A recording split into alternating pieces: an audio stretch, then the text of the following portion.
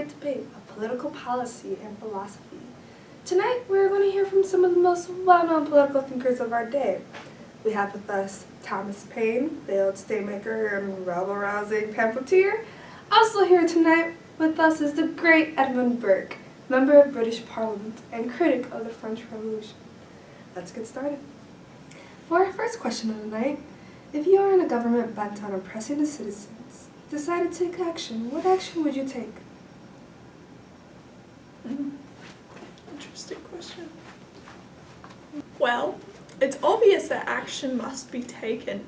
A government that abuses 97% of its poor citizens to favor its 3% of wealthy nobles is not a government built for stability.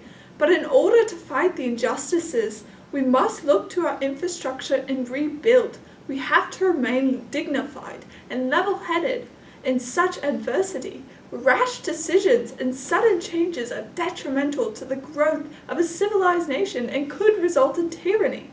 Bent on self-destruction, a broken house is not fixed with a raging inferno, but rather reform and carpenter suited to fixing and preservation.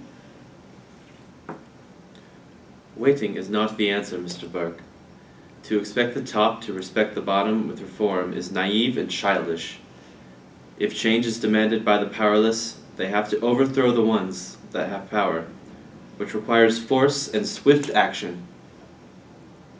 To wait for government to change is to wait for the sky to change to purple. Change must be forced swiftly. Radical.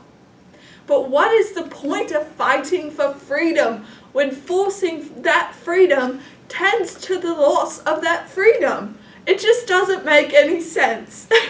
On that scale, any action taken too quickly could be irrational and dangerous. To build a new civilization by tearing down the parts of an already civilized society is hypocritical at best and deadly at the worst.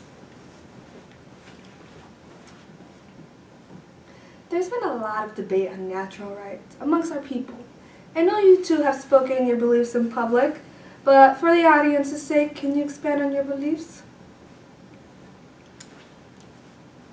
Well, when I think of rights, I think of them bound to a society.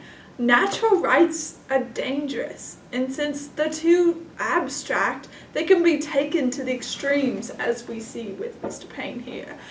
As I mentioned in my letter, Reflections on the Revolution in France, by having a right to everything, they want everything. Your ideas are absurd.